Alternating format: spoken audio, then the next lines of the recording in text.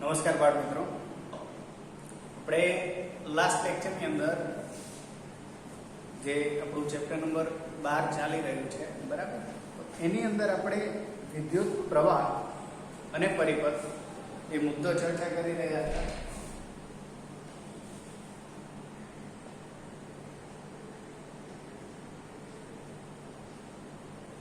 વિદ્યુત પ્રવાહ અને પરિપથ.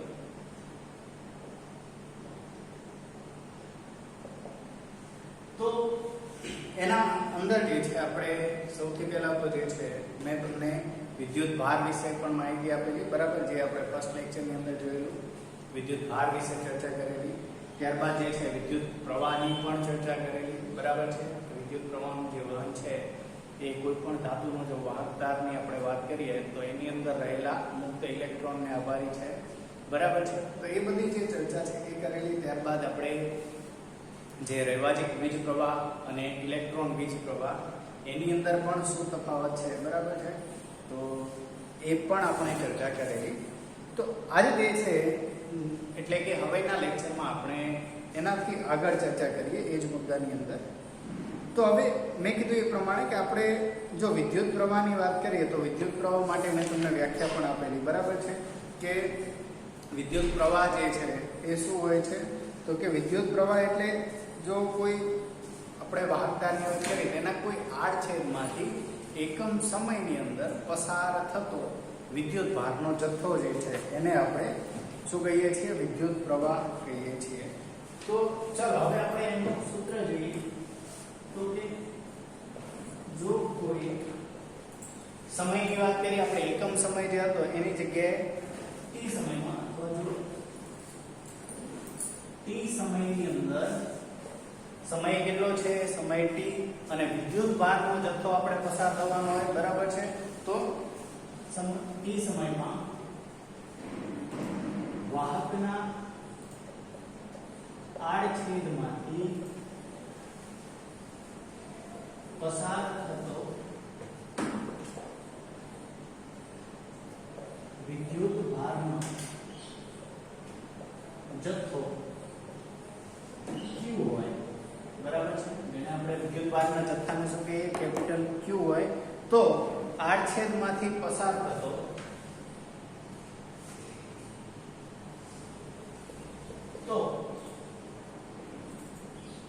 આડછેદમાંથી જે વાહકનો તાર છે એના આડછેદમાંથી પસાર થતો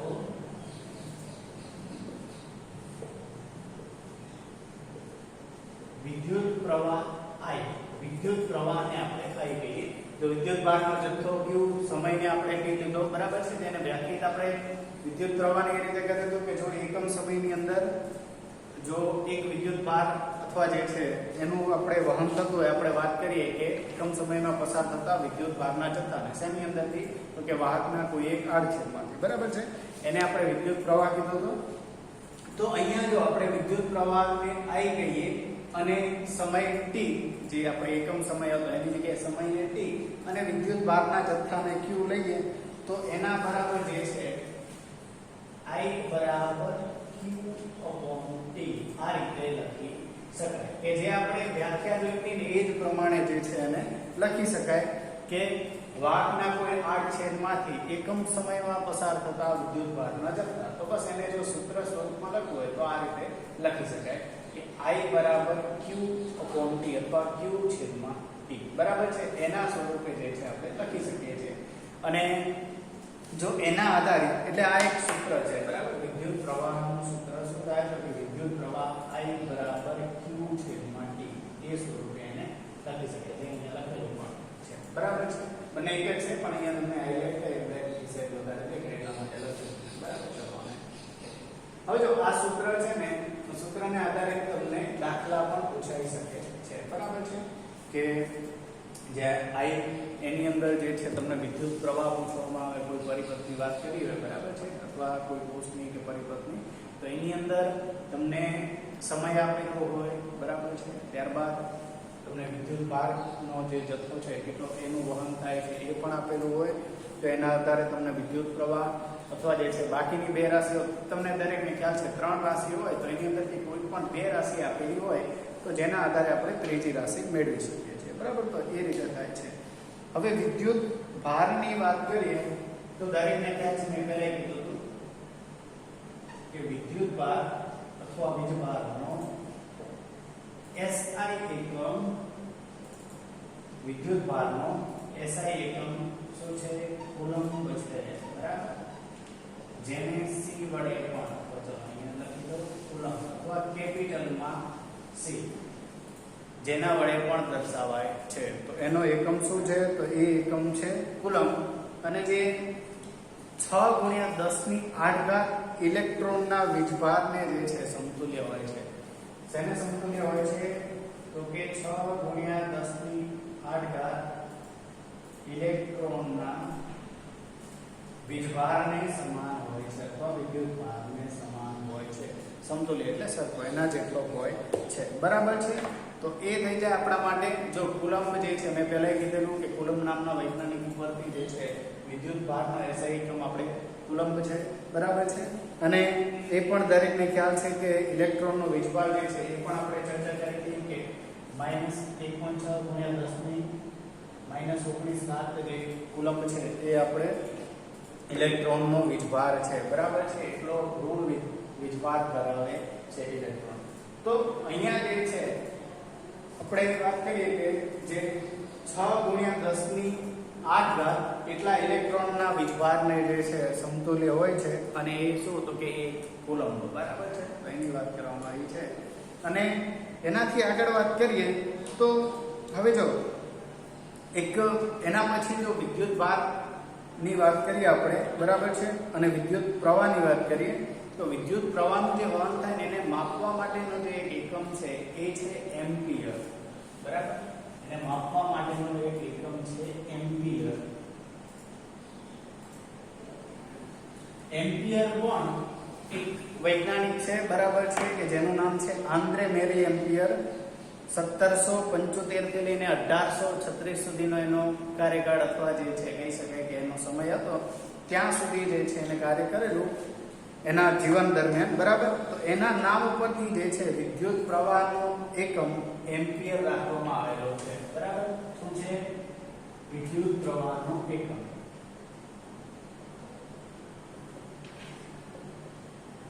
જો આ જે વસ્તુઓ છે ને, આ એકમાં માર્ક માટે જે છે બહુ ઉપયોગી છે. જે અહીંયા લખવામાં આવે છે ને એ પ્રમાણે કે વિદ્યુત પ્રવાહી એટલે શું થાય? તો કે Q/T. એને જે છે તમને પૂછાઈ શકે વિદ્યુત ભારનો SI એકમ જોઈએ. એકમ જે છે ખાસ ઉપયોગી રહે છે તમારા માટે, બરાબર. ખાસ કરીને એમાંથી પણ જે છે એકાદા માર્કનો તો પ્રશ્ન પૂછાઈ શકે છે, બરાબર. ટોટલમાંથી તો વિદ્યુત ભારનો SI એકમ કુલમ્બ. ત્યારબાદ જે છે વિદ્યુત પ્રવાહનો એકમ તો એ છે એમ્પિયર. હવે જો એમ્પિયરની વાત કરવામાં આવે, જે વિદ્યુત પ્રવાહ જે પસાર થાય છે, બરાબર, એને આપણે એમ્પિયર એકમ જે છે એ અને એમાં માપીએ છીએ.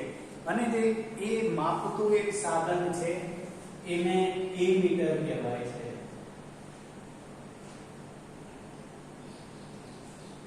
એમ્પિયર જેના વડે માપવામાં આવે છે એ સાધનને આપણે એમીટર કહીએ છીએ, બરાબર. તો એ જે એમીટર છે એના વડે આપણે કેટલા એમ્પિયર પસાર થાય છે, બરાબર, આપેલ પરિપથમાંથી જે વિદ્યુત પ્રવાહ પસાર થાય છે તો કેટલો પ્રવાહ પસાર થાય છે એની આપણે જાણકારી મેળવી શકીએ છીએ, બરાબર છે. એની જે છે તમારે આગળ જો કદાચ તમે ધોરણ 11 અને 12 ની અંદર, અત્યારે તો એની વિશેષ ચર્ચા નથી આવતી, પણ જો તમે 11 અને 12 ની અંદર તમે સાયન્સ વિષય લો છો કે જેની અંદર તમે ભૌતિક વિજ્ઞાન ભણશો ને, તો એમાં જે છે તમારે વિશેષ એના વિશે ચર્ચાઓ કરવાની આવશે અથવા એની જે માહિતી છે એ તમને વિશેષ રૂપે મળશે, બરાબર છે. અને જો એમ્પિયરની વાત કરીએ ને તો એમ્પિયર જે છે એના નાના એકમ પણ છે કે જેને મિલી એમ્પિયર અને માઇક્રો એમ્પિયર પણ એના નાના એકમો છે.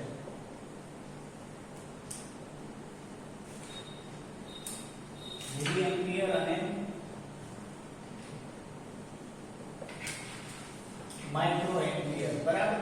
તો એમાં જે છે એક મિલી એમ્પિયર, મિલીને જે છે MA એના વડે દર્શાવાય તો એના બરાબર 10⁻³ એમ્પિયર.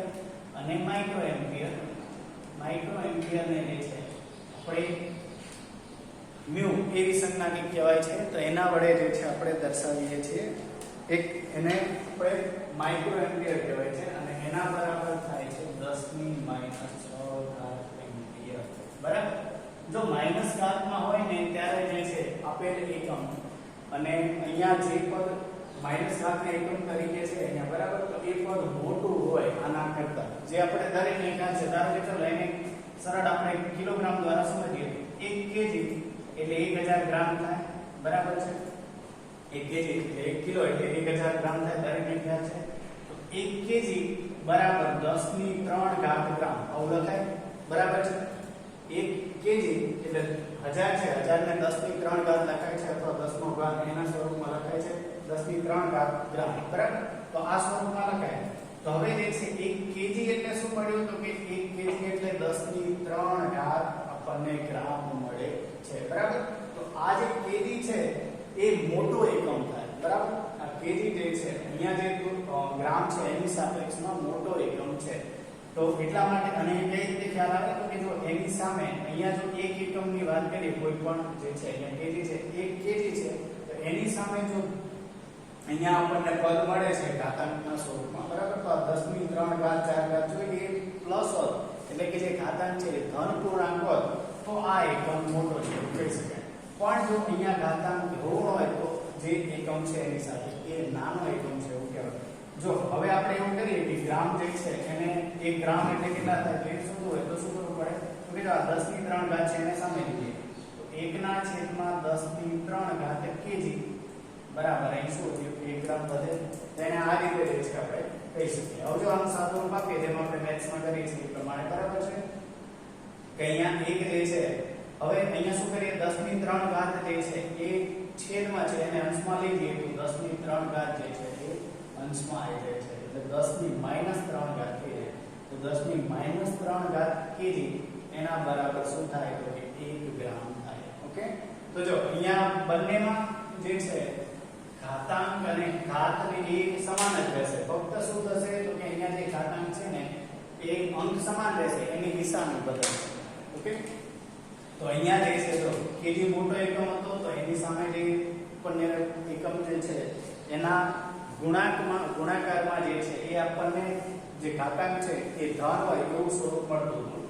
બરાબર છે. આ એક સામાન્ય સમજવા માટેની વાત છે. બરાબર છે. આ કોઈ આપણે જે છે અહીંયા એ ટોપિક રિલેટેડ નથી પડતા, ખાલી તમને સમજાવું છું. તો 10 ની -3 ઘાત કેજી એટલે 1 ગ્રામ થાય. બરાબર. તો અહીંયા પણ એ જ રીતે છે જો કે 1 માઇક્રો એમ્પિયર બરાબર 10 ની -6 ઘાત એમ્પિયર. જો એનાથી વિરુદ્ધ આપણે લખવું હોય કે 1 એમ્પિયર એટલે કેટલા માઇક્રો એમ્પિયર થાય તો એ લખી શકીએ ને આપણે કે જો 1 એમ્પિયર અથવા બરાબર 10 ની 6 ઘાત માઇક્રો એમ્પિયર થાય. બરાબર. જો એને થોડો ટ્વિસ્ટ કરવો હોય ક્વેશ્ચન ને અને 1 માર્કની અંદર તમને પૂછવું હોય તો આ રીતે પણ પૂછી શકે છે. બરાબર. આ એના એમ્પિયર માટેના નાના એકમ છે. તો પરીક્ષામાં અવારનવાર આ પ્રશ્ન પૂછાય છે. બરાબર. કે જે એમ્પિયર છે અથવા વિદ્યુત પ્રવાહને જે માપવા માટેના નાના એકમો કયા છે. બરાબર. એ રીતે પણ તમને સવાલ પૂછાઈ શકે છે. તો એ માઇક્રો એમ્પિયર અને અહીંયા જે છે એને બીજા સ્વરૂપે 1 એમ્પિયર બરાબર 10 ની 3 ઘાત મિલી એમ્પિયર એ સ્વરૂપે તમારે લખવું હોય તો પણ જે છે તમે એને લખી શકો છો. બરાબર. તો આ રીતે પણ એને લખી શકાય. તો આ 1 એમ્પિયર બરાબર 10 ની 3 ઘાત જે મિલી એમ્પિયર અને 1 એમ્પિયર બરાબર 10 ની 6 ઘાત માઇક્રો એમ્પિયર મળે છે. બરાબર. તો એટલા માટે આપણે કહી શકીએ કે આ જે એકમો છે એવા છે એનાથી નાના તો માઇક્રો એમ્પિયર અને મિલી એમ્પિયર બરાબર એના વડે પણ એને માપવામાં આવે છે. ઓકે. તો એ થઈ ગઈ એમ્પિયર માટેની વાત. હવે જો 1 એમ્પિયર જે છે એ વિદ્યુત પ્રવાહની વાત કરીએ કે 1 એમ્પિયર વિદ્યુત પ્રવાહ ક્યારે હોય તો 1 એમ્પિયર વિદ્યુત પ્રવાહ જે છે 1 સેકન્ડમાં 1 કુલંબ વિદ્યુત ભારના વહનથી 1 એમ્પિયરની રચના થાય. બરાબર. તો એમ્પિયર એટલે શું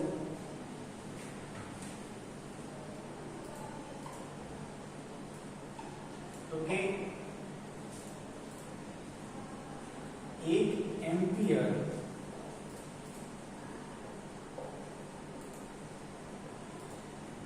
વિદ્યુત પ્રવાહની રચના શેના વડે થાય તો મેં કીધું એ પ્રમાણે કે 1 સેકન્ડની અંદર જે છે 1 કુલંબ વિદ્યુત ભારના વહનથી 1 સેકન્ડમાં 1 કુલમ વિદ્યુત ભારના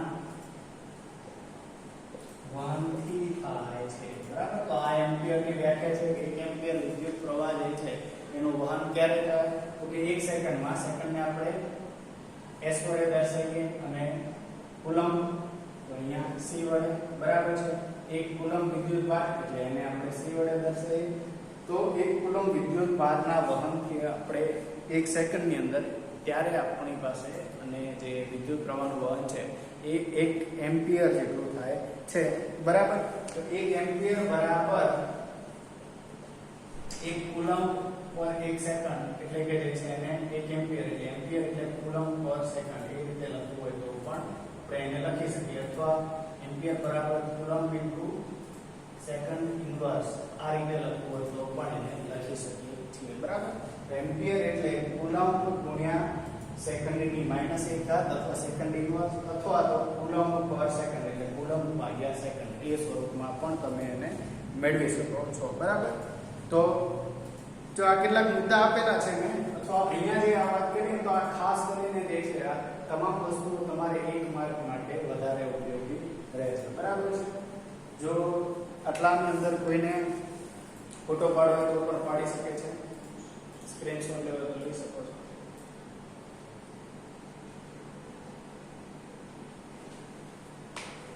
ચાલો એનાથી આગળ જઈએ. હવે જો આપણે જો એ મીટરની વાત કરીએ, મેં તમને કીધું અહીંયા કે એમ્પિયર જેના વડે માપવામાં આવે છે એવું સાધન શું છે તો કે એને એ મીટર કહેવાય છે. હવે જો એ મીટર છે ને પરિપથની અંદર હંમેશા શ્રેણી જોડાણમાં જ જોડવામાં આવે છે, બરાબર. શું કરવામાં આવે છે તો પરિપથની અંદર જ્યારે આપણે એ મીટરને જોડીએ તો એ હંમેશા શ્રેણીમાં જોડવામાં આવે છે. હવે શ્રેણી જોડાણ શું છે, સમાંતર જોડાણ શું છે એની તમારે ઓલરેડી આગળ ડિસ્કસ કરવામાં આવશે, બરાબર છે. આ ચેપ્ટરની અંદર આપણે ડિસ્કસ કરીશું. દરેકને ખ્યાલ પણ હશે શ્રેણી એટલે દરેકને ખ્યાલ પડે ક્રમશઃ ચાલે તો એને શ્રેણી કહેવાય, બરાબર છે. તો એ શ્રેણીમાં થાય. અને સમાંતર એટલે શું થાય તો કે એને જે છે સમાંતર કેટલાક બીજા પણ જે છે આપણે જે આગળ સમાંતર અવરોધ, શ્રેણી અવરોધ એની ચર્ચા કરીશું ત્યારે ચાલો એના વિશે આપણે વધારે ચર્ચા કરીશું, બરાબર છે. તો અત્યારે મેં કીધું એ પ્રમાણે કે એમીટરની વાત કરીએ ને તો એમીટરને હંમેશા શ્રેણીમાં જોડવામાં આવે છે. ચાલો એના વિશે જોઈએ આપણે.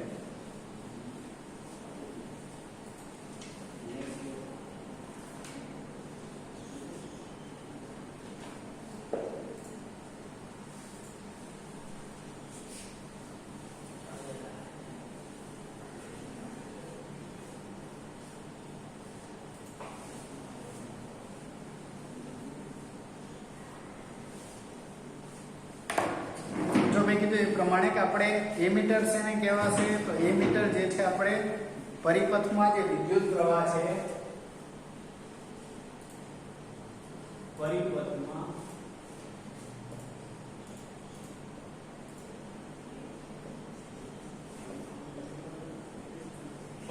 જે વિદ્યુત પ્રવાહનું વહન છે એને માપવા માટે જે સાધન વપરાય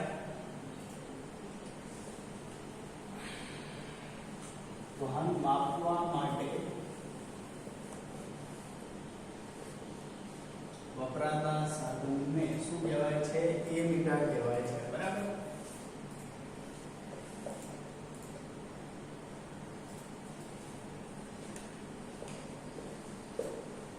અને મેં કીધું એ પ્રમાણે કે પરિપથમાં એમીટરને હંમેશા શ્રેણીમાં જ જોડવામાં આવે છે, બરાબર.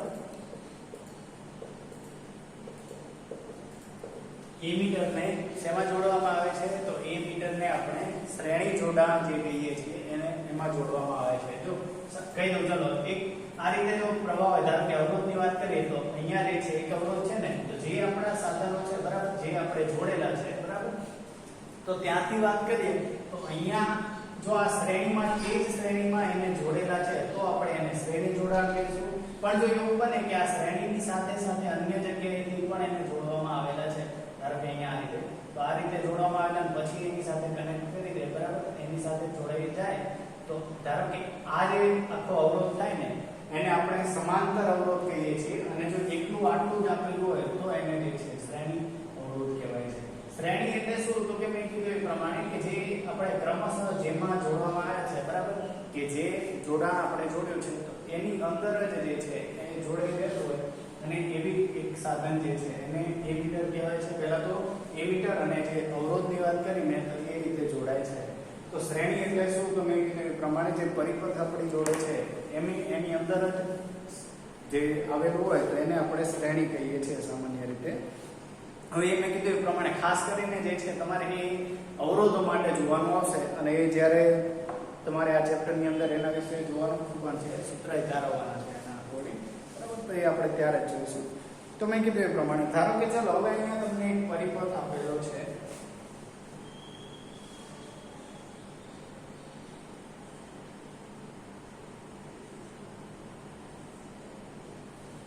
કે જ્યાં તમને જે છે અહીંયા એમીટરને જોડવામાં આવ્યું છે બરાબર છે, ત્યારબાદ કળને જોડવામાં આવી છે અહીંયા,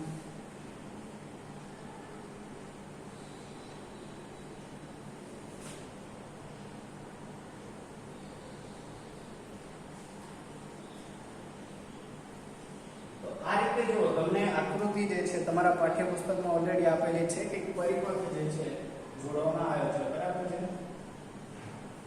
અને વિદ્યુત પ્રવાહનું જે છે રહેવાથી વહન તમને દરેકને ખ્યાલ છે પોઝિટિવ નેગેટિવ તરફ થાય છે.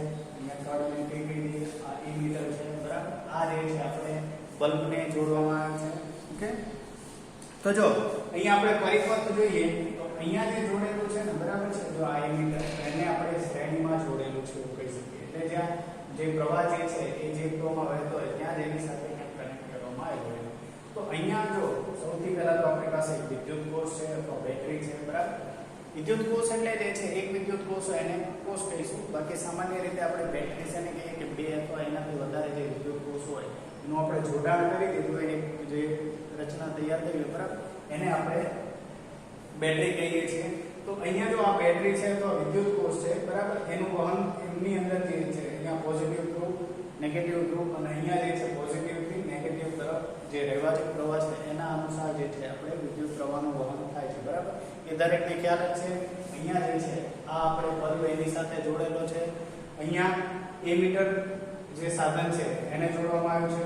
અહીંયા કળ અને સેલ એને તો જે છે જોડવામાં આવ્યું છે. તો અહીંયા જો એક પરિપથ મેં કીધું એ પ્રમાણે જોડેલો છે બરાબર કે એની અંદર સેલ એક સેલ બલ્બ એમીટર અને વિદ્યુત કોષને આપણે શ્રેણીમાં જોડેલા છે બરાબર છે. તો અહીંયા આપણે એ વસ્તુ જોઈ શકીએ છીએ અને એની અંદર જે છે કે પરિપથની અંદર આપણો જે પ્રવાહ છે વિદ્યુત પ્રવાહ એ સેલના ધન છેડાથી લઈને ઋણ છેડા તરફ એટલે પોઝિટિવ થી નેગેટિવ તરફ જે આપણે રહેવાચક પ્રવાહ છે એના અનુસાર જે જોઈએ છે તો એના અનુસાર જ જે છે એનું વહન થાય છે બરાબર. તો અહીંયા તમને એક વિદ્યુત કોષ સાથે મેં કીધું એ પ્રમાણે જો આકૃતિ 12.1 માં આપેલું છે બરાબર છે કે અને જે આકૃતિ 2.1 ની અંદર કે આકૃતિ 2.1 લાક્ષણિક વિદ્યુત પરિપથની રેખાકૃતિ છે કે જેમાં એક સેલ બલ્બ એમીટર કળ જોડેલ છે બરાબર. અને અહીંયા નોંધો કે પરિપથમાં જે પ્રવાહ છે ને એ કેવી રીતે વહે છે તો પોઝિટિવ થી લઈને નેગેટિવ તરફ વહે છે બરાબર. તો આ રીતે જે છે એક શ્રેણી અથવા જે પરિપથ છે એની રચના થાય છે. તો એની અંદર આપણે તો આ કોન્સેપ્ટ જોયો કે જેની અંદર વિદ્યુત પ્રવાહ અને પરિપથ, તો એક પરિપથની અંદર વિદ્યુત પ્રવાહનું વહન કઈ રીતે થાય છે એ મુદ્દાની આપણે ચર્ચા કરી હતી. ત્યારબાદ મેં કીધું એ પ્રમાણે અગાઉના લેક્ચરમાં જે આપણે મુદ્દાઓ જોયા હતા એ આપણને દરેકને યાદ છે બરાબર. તો અહીંયા સુધી આપણે આ જે મુદ્દો છે વિદ્યુત પ્રવાહ અને પરિપથ એ જોયું બરાબર. ચલો હવે એના રિલેટેડ તમને પાઠ્યપુસ્તકમાં એક ઉદાહરણ આપેલું છે. એક્ઝામ્પલ 12.1 આપેલું છે જે એમાં કીધું છે કે વિદ્યુત બલ્બના ફિલામેન્ટ દરેકને ખ્યાલ છે બરાબર છે. આ રીતે જો એક બે છેડા હોય ને એની અંદર સુધી આ રીતે ધારો કે જે તાર હોય ને બરાબર આ રીતે બલ્બ હોય બરાબર છે અને એની અંદર દરેકે જોયું હશે આ તો જો કે તમને ખ્યાલ છે, તમે ધોરણ 6 7 ની અંદર જે ફિલામેન્ટ તો જોયા છે. તો અહીંયાથી આ બંને છેડાને જોડતો એક જે વાહક તાર છે, પાતળો વાહક તાર, બરાબર છે, એને આપણે ફિલામેન્ટ કહીએ છીએ, બરાબર. તો આ ફિલામેન્ટની વાત કરીએ તો એમાંથી 0.5 એમ્પિયર વિદ્યુત પ્રવાહ 10 મિનિટ સુધી વહે છે, બરાબર. તો સૌથી પહેલા જે છે વિદ્યુત પ્રવાહ આપેલો છે, તો વિદ્યુત પ્રવાહને આપણે શું કહીએ છીએ? ચાલો લખીએ.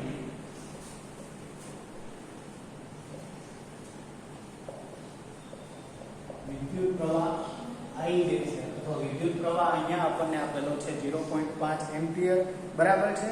એના પછી તમને શું કીધું છે કે વિદ્યુત પ્રવાહ 10 મિનિટ સુધી વહે છે, બરાબર. તો કે સમય t બરાબર 10 મિનિટ. હવે જો મિનિટ છે, આપણે મિનિટને દરેકને ખ્યાલ છે, આપણે જે સમય છે એને સેકન્ડમાં જોઈએ છીએ, બરાબર. વ્યાખ્યામાં પણ એને જોયું તો આપણે એને સેકન્ડમાં ફેરવવા પડે. તો 10 મિનિટ ગુણ્યા 60 સેકન્ડ, તો આના બરાબર કેટલું થાય? 600 સેકન્ડ થાય, બરાબર. તો આપણો સમય જે છે એ 600 સેકન્ડ થાય છે. આ નથી દેખાતું આમાં?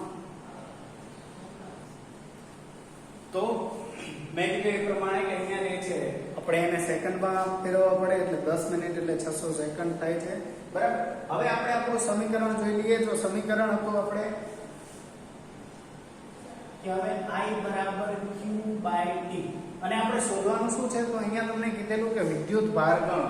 તો અહીંયા એ પણ લખી દઈએ કે શોધવાનું શું છે? વિદ્યુત ભાર Q બરાબર કેટલો. ચાલો અહીંયા આપણે જોઈ શકીએ છીએ આ એક સમીકરણ છે આપણી જોડે, બરાબર. હવે બાકીની કિંમત મૂકી દઈએ. ચાલો તો આપણે શોધવાનું કયું છે? તો સૂત્રનો કરતા ચાલો એને બનાવી દઈએ. તો Q બરાબર શું થાય? તો Q બરાબર IT કેવું થાય? Q એટલે શું થાય? IT થાય.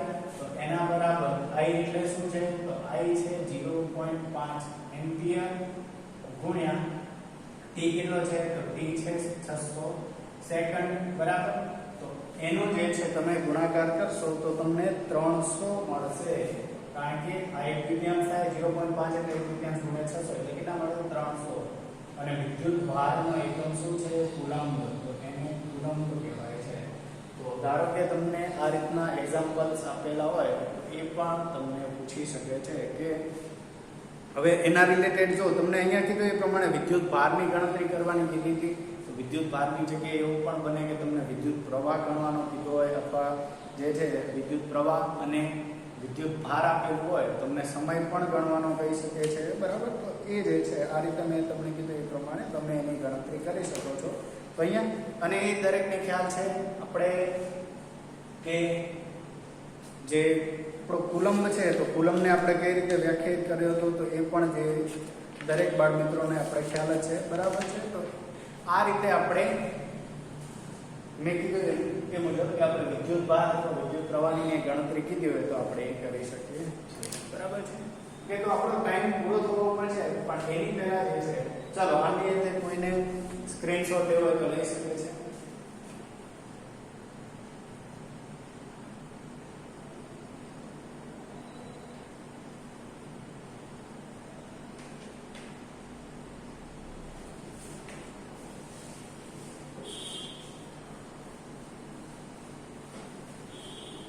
આગળનો મુદ્દો છે એની આપણે ખાલી સમજ મેળવી લઈએ, બરાબર છે. કેટલી અથવા એ મુદ્દો શેના વિશે છે એની સમજ મેળવી લઈએ. એની ચર્ચા જે છે અત્યારે આપણો ટાઈમ પૂરો થવા આવે છે, એટલે આખો મુદ્દો જે છે એનો આખા મુદ્દાની આપણે ચર્ચા નહીં કરી શકીએ, પણ એ મુદ્દો શેના વિશે છે એ જોઈ લઈએ. વિદ્યુત સ્થિતિમાન અને વિદ્યુત સ્થિતિમાનનો તફાવત, એના વિશે ચર્ચા કરવાની છે, બરાબર. હવે જો આપણે જોયું કે કોઈ પણ ધાતુનો તાર લઈએ ને, બરાબર, તો ધાતુના તારમાંથી જે વિદ્યુત પ્રવાહ છે એનું વહન મુક્ત ઇલેક્ટ્રોનને આભારી છે, બરાબર. મુક્ત ઇલેક્ટ્રોન. હવે મુક્ત ઇલેક્ટ્રોન જે છે ને એ પણ તમે જોશો ને તો કોઈ વાહક તારની અંદર જ રહી શકે, બરાબર. વાહક તારમાંથી જે છે એ મેં તમને કીધેલું કે એની જે ગતિ છે એ સતત અસ્તવ્યસ્ત ગતિ કરતા હોય છે, બરાબર. અને એને જે છે ત્યાં સુધી આપણે મુક્ત ઇલેક્ટ્રોનનું વહન ન કરાવી શકીએ કે જ્યાં સુધી એને કોઈ જે કોષ છે વિદ્યુત કોષ કે એના દ્વારા અથવા એના વડે અથવા એની સાથે એને જોડવામાં આવે, બરાબર. જ્યારે આપણે એનું જોડાણ કરીએ વિદ્યુત કોષ સાથે ધાતુના તારનું એ રીતે, બરાબર છે, પરિપથમાં જ્યારે એને જોડીએ ત્યારે શું થાય તો કે ત્યારે ઇલેક્ટ્રોનની એક દિશા નિશ્ચિત થાય અને ઇલેક્ટ્રોન જે છે ધાતુનો જે તાર હોય ને વાહક તાર એને છોડીને બહાર પણ એ ગતિ કરી શકે છે. પણ એના માટે એને વિદ્યુત કોષ સાથે જોડવું જરૂરી છે. એમને જો ધાતુનો તાર હોય ને તો ધાતુના તારની અંદર જો ઇલેક્ટ્રોનનું વહન થતું હોય, બરાબર, તો એ એની અંદર જ થતું હોય, એને છોડીને બહાર ના આવી શકે, બરાબર છે, કે જ્યાં સુધી એના ઉપર બાહ્ય દબાણ અથવા બાહ્ય પરિબળ અસર ના કરે. મેં કીધું એ પ્રમાણે જે કઈ રીતે થાય તો કે વિદ્યુત કોષ સાથે એને જોડવામાં આવે તો ત્યાં સુધી એ શું થઈ શકે તો કે વિદ્યુત જે પ્રવાહ છે અથવા ઇલેક્ટ્રોન જે છે તો ઇલેક્ટ્રોન એ ધાતુના તારમાંથી બહાર ન આવી શકે.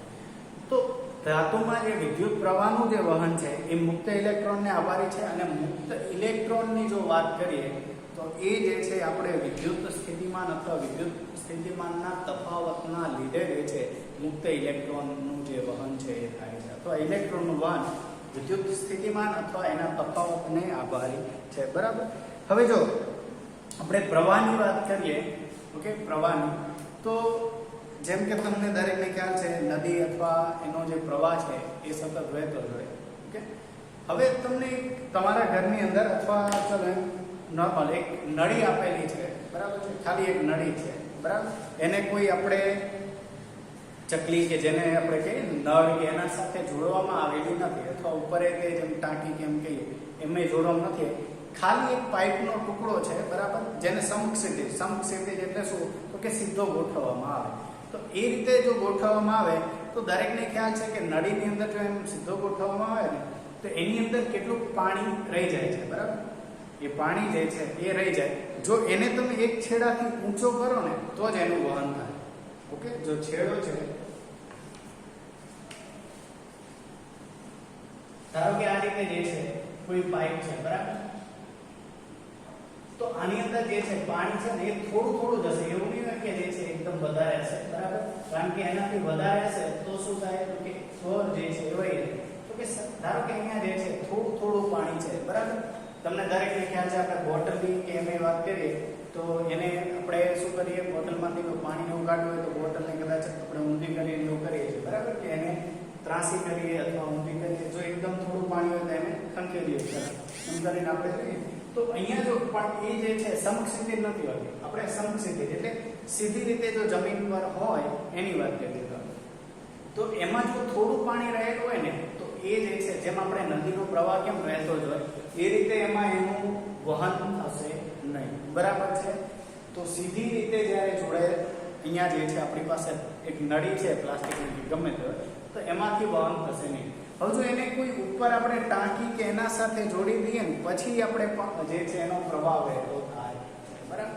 નદીનું એવું છે, જો નદી માટે દરેકને ખ્યાલ છે કે નદી એ જે છે કોઈ ઊંચા ટેકરી કે એવું હોય ત્યાંથી એનો પ્રવાહ શરૂ થતો હોય છે, બરાબર. અને પછી જે છે સતત પાણી પવનના પ્રવાહના લીધે પણ જે છે એ એનો પ્રવાહ ગતિમાન હોય છે, બરાબર. તો એ પણ હોય છે. પણ જો એને કોઈ બાહ્ય પરિબળ જો અસર ના કરતો હોય તો એ જે છે ગતિમાં ન હોય અથવા એનું વહન થાય નહીં. તો મેં કીધું એ પ્રમાણે જો અહીંયા છે પણ ખરો મુદ્દો કે સમક્ષિતિજ નળીમાં પાણીનું વહન ના થાય એ જ પ્રમાણે જો તાંબાનો એક તાર છે કે જે આપણે વાહક તાર કહીએ છીએ તો એની અંદર એ જે છે ઇલેક્ટ્રોનનું વહન થાય નહીં, બરાબર. વિદ્યુત ભારો જે છે એ પણ એમાં ડાયરેક્ટ એનું વહન ના થાય, એને પણ જે છે કોઈ બાહ્ય જે બળ છે અસર કરવું જોઈએ અથવા દબાણ તફાવત એને કહેવાય છે. જો એ પણ આપણે જોઈએ કે નદી જે નળી છે એના એક છેડાને આપણે મેં કીધું પ્રમાણે સમક્ષિતિજ હશે તો વહન નહીં થાય, પણ એક છેડાને જો આપણે ધારો કે ઊંચી એક ટાંકી છે, બરાબર, તો એ ટાંકી સાથે ઊંચી સપાટી એટલે કે કેટલીક ઊંચાઈ પર જો આપણે ટાંકી રાખીને એની સાથે જોડી દઈએ ને તો આ બાજુ ધારો કે આ બાજુ આપણે એને જોડી દીધી તો આ જે મુક્ત છેડો છે એમાંથી પાણીનું વહન થાય છે, બરાબર. તો પાણીનું વહન ત્યારે થાય છે પણ ક્યારે તો કે જે એક છેડો છે એને આપણે કોઈ ઊંચી સપાટી સાથે જોડેલો, એ રીતે કોઈ ટાંકી સાથે જોડેલો છે ત્યારે, ઓકે, ત્યારે એમાંથી પાણી વહે છે. અને ધાતુના જે વાહકતા છે એમાં પણ એ જ રીતે છે. જો ગુરુત્વાકર્ષણ બળને આધારે એમાં વિદ્યુત પ્રવાહનું વહન થતું નથી. ઇલેક્ટ્રોન ત્યારે જ ગતિ કરે કે જ્યારે વાહકમાં વિદ્યુત દબાણનો જે તફાવત છે, વિદ્યુત દબાણનો તફાવત, એને વિદ્યુત સ્થિતિમાન પણ કહે છે. એની પણ આપણે જ્યારે વ્યાખ્યાયિત કરશું ત્યારે એની ચર્ચા કરીશું. તો એના આધારે હોય છે, બરાબર. અને આ તફાવત એવો છે કે એક કરતાં વધુ વિદ્યુત કોષ કે એનાથી જે બનેલી છે એવી કોઈ બેટરીથી મેળવી શકાય છે. જ્યારે બેટરી વડે એને જોડવામાં આવે છે ને ત્યારે એની અંદરથી એક ધન છેડાથી ઋણ છેડા તરફ જે રહેવા જે આપણે કહીએ છીએ એ તરફ વહન થાય છે એનું, તો એ મુજબ ઇલેક્ટ્રોનનું વહન થાય છે. અને ઇલેક્ટ્રોનનું જે વહન છે ધાતુમાં મુક્ત ઇલેક્ટ્રોનનું વહન એ શેને આભારી છે? તો કે એ આભારી છે વિદ્યુત સ્થિતિમાનના તફાવતને. ચલો તો બાળ મિત્રો, અહીંયા આપણો સમય જે છે એ પૂર્ણ થાય છે. તો આપણે કીધું એ પ્રમાણે કે ખાલી અહીંયા આપણે મુદ્દાઓ જે છે કહેવા શું માંગે છે એની ચર્ચા કરી, બરાબર. તો આપણે નેક્સ્ટ લેક્ચરમાં વિદ્યુત સ્થિતિમાન અને વિદ્યુત સ્થિતિમાનનો જે તફાવત છે એને વ્યાખ્યાયિત પણ કરીશું અને એના વિશે સમજીશું પણ ખરા, બરાબર. પણ એની ચર્ચા આપણે નેક્સ્ટ લેક્ચરમાં રાખીએ. અહીંયા આપણે આટલા સુધી રાખીએ, બરાબર છે. આભાર.